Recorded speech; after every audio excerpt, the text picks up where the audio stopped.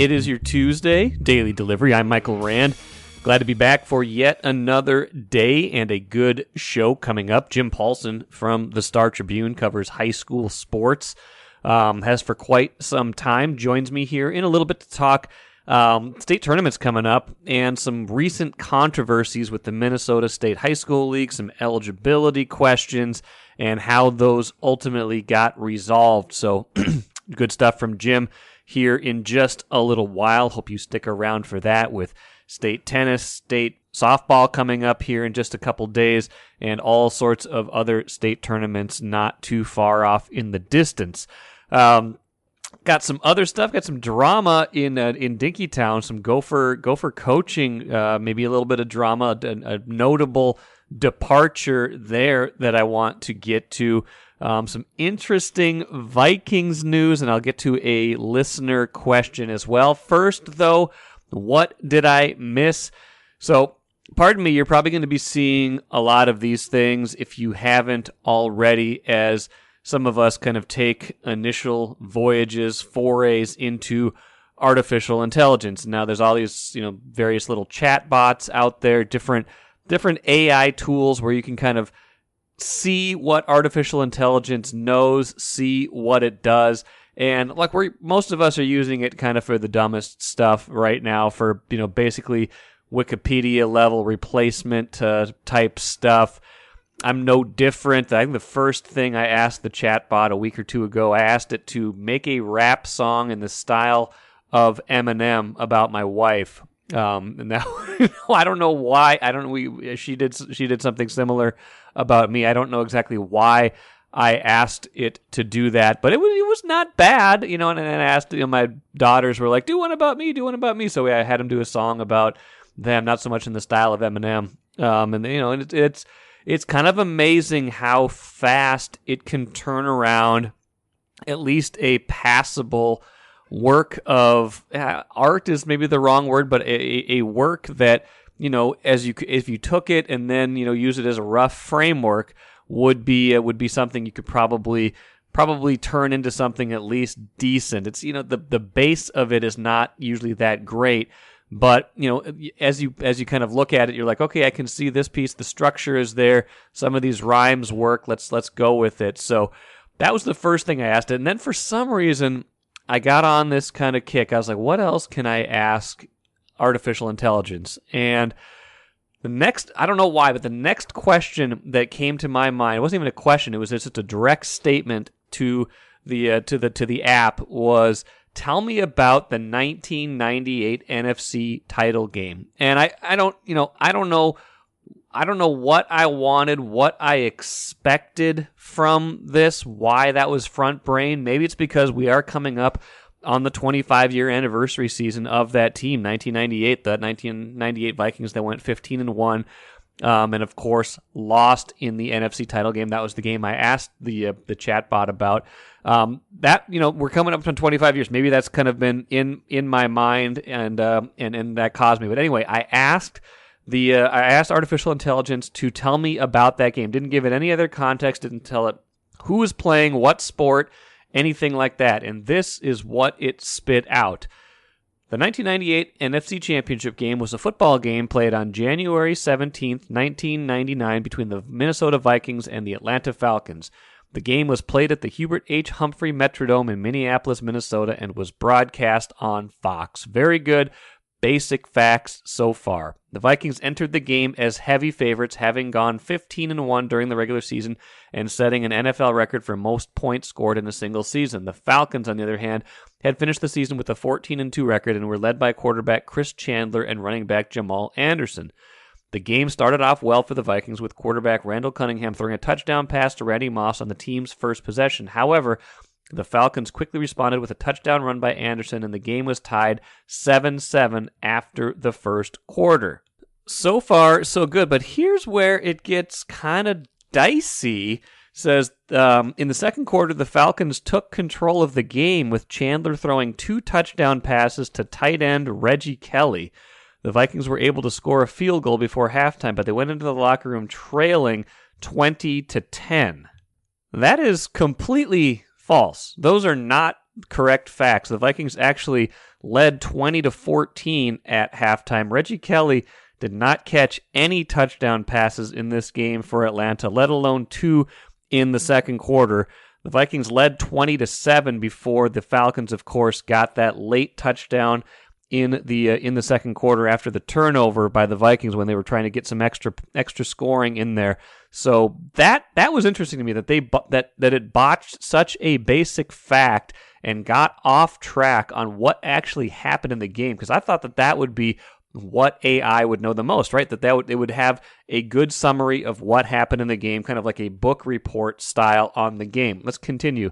In the second half, the Falcons continued to dominate, with Chandler throwing another touchdown pass and Morton Anderson kicking 2 field goals. The Vikings were able to score another touchdown on a pass from Cunningham to Chris Carter, but it was too little too late. The Falcons won the game 30-27 and advanced to Super Bowl 33, where they would lose to the Denver Broncos. None of that really is true. Chris Carter did not have a touchdown in the second half. It was not a matter of Atlanta just kind of running away and hiding. Of course, didn't even mention the Gary Anderson missed field goal, didn't mention that it went into overtime. Just kind of sounded like a game where the Vikings trailed for pretty much the whole time, maybe got a late touchdown to make the score look better, and then that was that. So that was kind of eye-opening for me, right? Because I think we've seen some instances. There was a lawyer who got in trouble by using AI to write briefs, and then it made up cases, things like that. And so it struck me that they were not good. It was not good at just the basic facts of the game. However, the last paragraph that it sent me was this: the loss was a devastating one for the Vikings, who had been considered one of the best teams in NFL history. The team's record-setting offense had been held to just 27 points, and the Falcons had become the first team in NFL history to win a conference championship game on the road after posting a losing record the previous season. So, what was alarming, strange, I don't know how I would put it, is that AI was better at the emotion and the pain of this game, a devastating one for the Vikings and by extension their fans, than it was the basic facts of the game. The thing that was readily available, I think, in multiple sources that it could pull from, it messed up. What it understood was the emotion of it, that it was devastating, that was, that the Vikings were these heavy favorites. And again, I'm sure that can be culled from a lot of different sources too, but it was interesting to me to see that was the case. Now, just to kind of confirm that, the next question I asked it, just for extra additional pain, was, will the Vikings ever win the Super Bowl? And here was its one-paragraph response. As an AI language model, I cannot predict the future with certainty. However, the Minnesota Vikings have been a successful NFL team with many talented players and have come close to winning the Super Bowl multiple times. Yeah, no kidding. The team has appeared in 4 Super Bowls but has not won a championship yet. You don't say. With a strong roster and good coaching, it's certainly possible that the Vikings could win a Super Bowl in the future. It's important to note that success in the NFL depends on many factors, including player health, team chemistry, and luck, so it's impossible to guarantee any team will win a championship. So there you have it. AI knows your pain, knows how frustrating it's been, knows the road ahead is not guaranteed. But what it doesn't know is the basic facts of probably the most devastating loss, at least in this recent vintage of fandom, in this Vikings version of history. And that, to me, is a little bit alarming when it comes to the future of artificial intelligence. Speaking of the Vikings, by the way, I don't know if you saw this, but Reggie Fowler, who tried to buy the team almost 2 decades ago and then, in fact, became a minority owner before his involvement with the Vikings ended a little less than a decade ago. He was sentenced to over 6 years in prison as part of a massive cryptocurrency scam that really was one of the major things that sunk the Alliance of American Football, a pro football league, a few years ago. It was a $700 million crypto scam. I'm reading from the Associated Press report. He sentenced to that on Monday. So Reggie Fowler, former Vikings minority owner, sentenced to more than 6 years in prison. That's quite a story. I can't even imagine what would have happened had he bought the team instead of the Wilf family in 2005. But there you have it. Reggie Fowler heading away for quite some time. Time to check my social media, yeah. To see who loves me online. Hashtag blessed life. That sound means I've had some listener questions. A couple of them on email, one of them on Twitter, so I get to play that little song. People, even though I think I've written this once or twice, the thing that people seem most concerned about and wondering the most about as we talk about the Twins and their future on TV is whether or not they will have their announcers the same if, in fact, Major League Baseball takes over production of the games, which could happen in the middle of this season. We're still waiting to see. There was the judge's ruling last week that said Diamond Sports has to pay the Twins in full for their rights this season, and the next big payment, they haven't finished the payment on the first one that was due right around the start of the season, and the next big payment is due July 1st. We don't know what's going to happen. They could very well walk away from that contract in a few weeks, and then the Twins would be left not scrambling, because I think they're ready for it, but they would be left to produce those games and distribute them this year and perhaps beyond as well, because there's no contract in place for next season. So the thing people really want to know, the emails that I've been getting are, will the broadcast team be the same? And I don't think we know exactly how this will play out, but we can look at the model that's happening in San Diego, where in fact this has already happened. They took over, Major League Baseball took over broadcast last week, and the plan there was to have the play-by-play and analysts continue to work for the broadcast even when they shifted to Major League Baseball, because those are team employees, and that's the same with the Twins. So someone like Dick Bramer, who is the play-by-play voice of the Twins, has been for quite some time. He is not a Bally Sports North employee. He is a Twins employee. He would still be doing the games if the games changed to a different carrier. Same with all of the analysts employed by the team. Now, what would be different, as I've explained to people when I've responded to their emails or tweets, what would be different is pregame and postgame. Those are Bally Sports North folks, and those would not be coming along with this new potential new world order. So we'll have to see how that piece of it plays out. If there are pre and post game shows, I don't know how that will look exactly, but Dick Bramer would still be doing the games if indeed this does become a change. MGM Wine and Spirits is the choice for savings, service, and a great selection of spirits, pre-mixed cocktails, wines, and of course, ice-cold beers and hard seltzers. With over 30 locations throughout the Twin Cities and beyond, there's an MGM near you. Head to MGMWineandSpirits.com to find a convenient location in your area. Get social. Follow MGM on Facebook and Instagram for all the latest news and trends. Make great moments with MGM Wine and Spirits, your locally owned and operated choice for over 50 years. Save time, save money. Shop MGM. Let's talk high school sports on Daily Delivery today. Got Jim Paulsen from the Star Tribune here with me. Jim does a great job, along with all of the rest of the prep staff, covering all of the high school sports. And it's tournament time again, Jim. I'm very familiar with the calibration of the seasons. I was the high school sports editor for about 5 years back, about 10, 15 years ago. It's like these you gotta go slow, and then everything all at once. It's like the fire hose, the garden hose, and we're into that this week with tennis and softball state tournaments. And something that caught my eye, Jim, was just the level of softball right now seems to be raised pretty high, and especially with Rosemount, this undefeated team going into the state tournament. They've got 3 players on the first team of the All Metro, including Metro Player of the Year.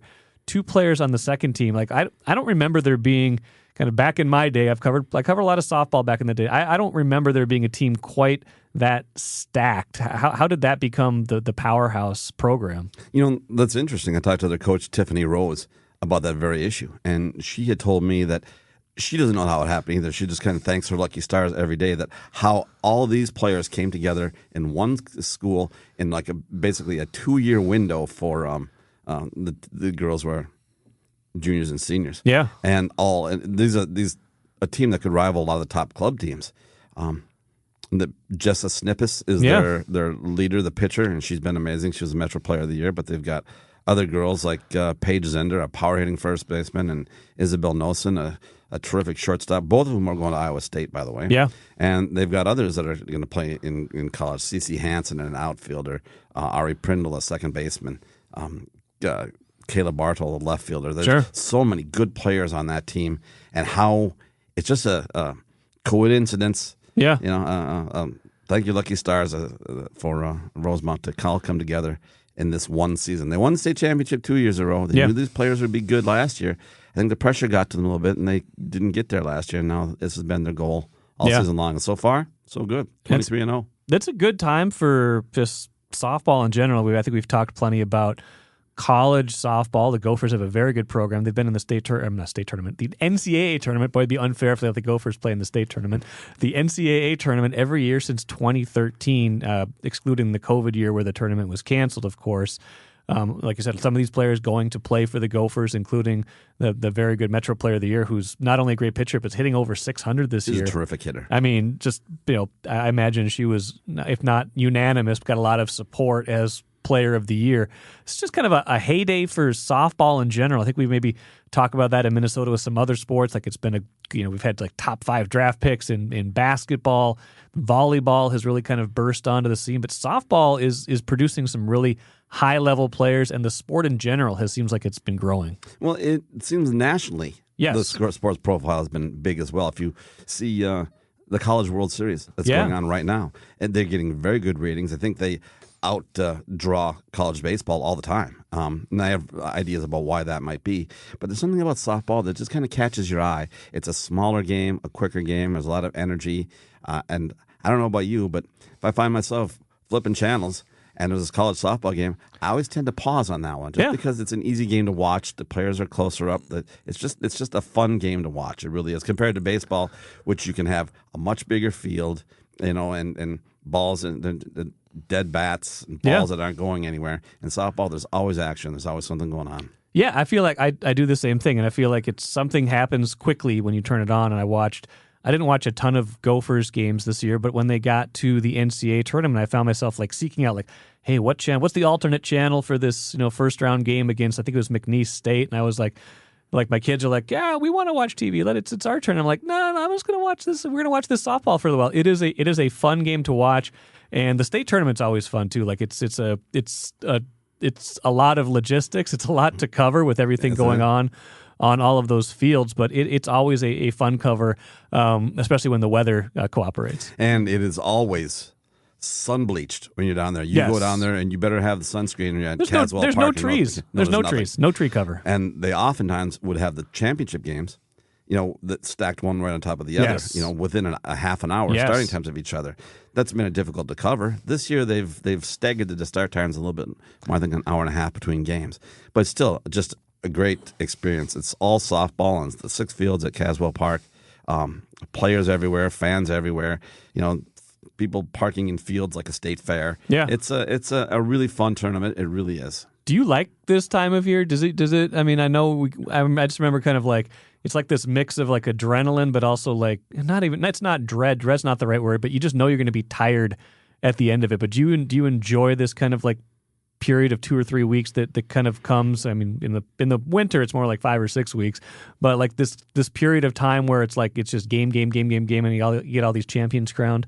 Well, I'm not sure that my wife appreciates it because I'm gone for the next 2 weeks. Yes, I'll be doing boys tennis this week, and I'll be doing softball at the end of the week, and then next week we've got baseball, and we'll have lacrosse. So there's lots of things going on. I won't even be covering all the tournaments. We've also have track and field, and golf. So I would say the high school league people got to be pulling their hair out this time of year. But it comes, you're interested, it's the end of the season, and then you got a time to relax for a little while because it'll only be a month and a half before football starts again. Don't say that. Right?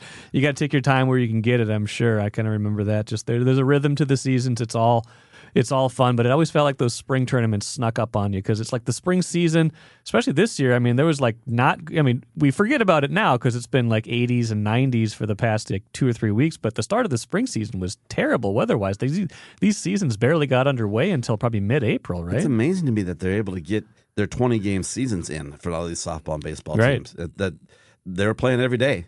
And tough for baseball because you need pitching every day. Yeah. Softball, you can a lot of times rely on the same pitcher. Right. Baseball, you have arms that need to be protected. But it's kind of a fun time of year. You like to be busy. Yeah. And it comes and goes really quickly. Like you said, less than 2 months ago, Yeah. We were lamenting the weather. Yes. Now it's coming to a conclusion. Now it's too hot. It happens fast. Now it's too hot. Yeah, exactly. We'll always complain about something. Speaking of always complaining about something, you mentioned the high school league a minute ago about how busy they are this time of year. They've had to be extra busy because they've had some rulings to make on a couple of issues that became kind of pretty public with eligibility, with some, I think it was boys golfers in the section tournament, and it was a girls shot put also. And these stories bubble up all the time. There's eligibility questions. There's kind of these mini controversies. Talk me through what happened, why people were upset with the high school league, maybe, and maybe kind of your perspective on how it all played out and the outcome. Well, I think what happens is the high school league, first of all, tends to become the low-hanging fruit. People want to take shots at them. In golf, it was some boys golfers that had played in tournaments outside of the high school league season, but the tournaments were not regulation high school league tournaments, right. And so the high school league initially declared them ineligible for the section tournaments because those tournaments they played were not cleared by the high school league or didn't meet high school league standards. In the shot put, a couple of girls at Cambridge Insanity were left off the list of qualifiers, right. inadvertently by their own coach. Right. And when he turned in the list of people that they had to list for the meets or for the state meet, and they weren't they were disqualified originally. Yeah. And the high school league, their first response when that was called to their attention was that they were, hey, we have to look into this, and right now they're ineligible. I think people got a little angry, a little upset, and they jumped the gun calling the high school league all kinds of names. Right. If you read the, social media is not a kind place sometimes. The comments were all anti-high school league, and people thought it was common sense to give these kids a chance to play. In both situations, since then, the high school league has gone back on their initial ruling. They've re-examined it, and everyone's able to play. I think that's exactly how things should be done. The high school league is a league that's ruled by bylaws and policies, and they go to great lengths to follow those things, which means that procedure is an important part of what the high school league does. Sure. So I think people got a little bit upset early, right off the bat, when the high school league, who doesn't often comment on these sorts of things when they haven't been resolved, wasn't able to say anything, and only people that were complaining were parents. But I think the high school league handled them exactly the way they should be. They re-examined both situations, and in both times, common sense won, and the kids are now having the chance to compete in the state meets. But the problem is, it's going that feeling of the high school league as being restrictive is going to linger, and it's going to cloud people's feelings and judgments for a long time, thinking the high school league is incompetent or they don't do this. They're not a bunch of fat cats. No. They're a bunch of they're guys who take their and women who take their responsibilities seriously. It just is a matter of getting through their procedures and policies and getting the right ruling. Well, it's like the high school equivalent of the NCAA, and like nobody's like cheerleading, oh, the NCAA made a great decision. Like usually you only hear about people, with college sports or with leagues when they're upset with them, right? When they're like, they did this dumb thing. Oh, look at this ruling they did. Look at they're being too hard on them being declared ineligible. I agree with you in this case, especially with the case of the shot putters. Like if they were left off the list, even if it was inadvertent, they can't just be like, oh well, fine. Anybody can come to the state meet. Like you got to follow a procedure. You've got to maybe entities like that, like you say, kind of exist as bureaucracies to a certain degree, but there's a bureaucracy for a reason. You have to follow kind of the set of procedures, or else it doesn't work. Otherwise, it's just chaos. Why bother having rules if you just disregard them whenever it's convenient? So I'm glad they came to the conclusion they came to. I'm glad people were able to participate. Obviously, like I would hate to see these golfers or these track and field athletes not be able to participate because of small errors in judgment, but. Yeah, it's not automatic, right? It's not automatic, and they probably do take more heat, the high school league, than they deserve. The high school league administers more than 400 schools and more than 30 sports all season long. And they have on these things, this cropped up with girls track and field and boys golf.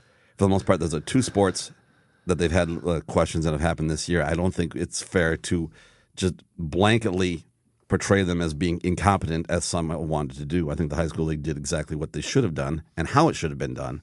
And I commend them for getting to the result that we had hoped to reach. And you know as well as I do that administrative bodies, governing bodies, take a lot of heat no matter what. Yes. I mean, listen to look at Roger Goodell getting booed at the NFL draft.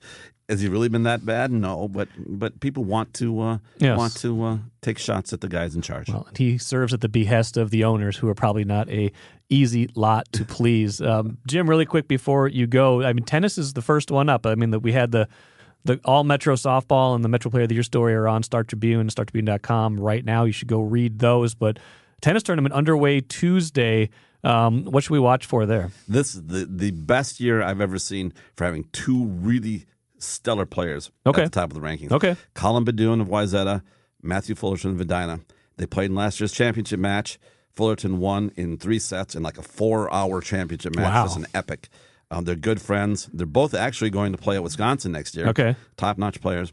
They've played once this year that Badoon won in with a super set tiebreaker after each had won a early set. So they're very even. It sounds like they're extremely evenly matched. And I've never seen two players at this level together at the high school tennis. And they've had good players, but never two guys who are head and shoulders above everybody else. It'll be interesting. It'll be fun. Does it make it fun that they're friends, that they kind of know each other? I would imagine there's like this healthy rivalry on the court, but they can't take it too seriously. At the end of the day, they're still going to be friends. Absolutely, and they know each other, and they talk. And they're still rivals, and they've told me that they've been able to stick the needle into each other once in a while. They're playing. Who wouldn't? The way friends do. Who wouldn't? Yeah. Like I said, it just makes it fun. And considering last year's championship match, which was just an epic, I think there's no reason to think that they won't have another one this year. Okay, a lot to look forward to with the high school tournaments starting up. Jim Paulsen, appreciate the time today. Good luck covering everything. Wear a hat, put on your sunscreen when you head to Caswell Park in North Mankato, and we'll talk to you again soon. Good stuff from Jim Paulsen. Always love to catch up on high school sports, a busy time of the year. Talking to him reminded me of all the trips I made to the state softball tournament, and I was covering that, back in my earliest days of the Star Tribune, and then when I was the high school sports editor, I think that was like 2007 to 2011. I covered quite a few of those because I had experience doing it, and I kind of liked it. It was always this time of year. The NBA finals were almost always on. I just remember, being there, covering those games, at night, watching the NBA finals, getting chicken wings and, just kind of hanging out and decompressing, and then hoping that the weather stayed good. But the softball was always great. The stories were always great, and Jim will do a great job covering that along with the rest of our high school sports team. Let's finish with the cooler. Some interesting news out of the University of Minnesota. Natalie Darwitz, who had just been promoted to associate coach with the Gophers women's hockey team in January, is no longer with the team. That was confirmed by head coach Brad Frost on Monday, reporting here by Randy Johnson from the Star Tribune. The quote from Frost: Natalie is no longer a member of our coaching staff. She's a great alum and ambassador for women's hockey. We appreciate all she has done for our program, both as a player and as a coach. Timing seems kind of curious since she's only been here. This is her second stint, but she just became an assistant coach at the start of the 21-22 season and then was promoted, like I said, to associate head coach in January.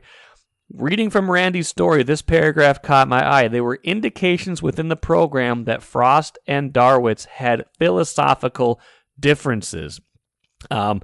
Randy would not have written that if it was not true. I'm sure it is. I'd love to know more about what those philosophical differences are and what Darwitz will wind up doing. But a little drama over there in Dinkytown. Frost still the head coach, of course, of a very successful program. Darwitz, a big part of that success as a player, in the 2000s, helping them to win two NCAA titles in 2004 and 2005. Frozen Four Most Outstanding Player in 2005, one of the all-time greats in women's hockey. Was a Gophers assistant several years back, and then was back here and had a really strong run with Division III Hamlin. Led them to a couple of Division III Frozen Fours. So interesting there. I don't know what the full story is, but the differences in philosophy within the program is interesting to me, and maybe we'll learn more about that as time goes on. That will do it for me today. Hope you enjoyed today's show. A bunch of good stuff coming up later this week. Should be joined by Lavelle E. Neal III on Wednesday's show to talk Twins, among other things. Bobby Marks from ESPN expected to join me on Thursday show to talk Timberwolves and NBA offseason. And Bobby Nightingale Jr., new Twins beat writer with the Star Tribune, will join me on Friday. So enjoy the rest of your day. Back at it again tomorrow.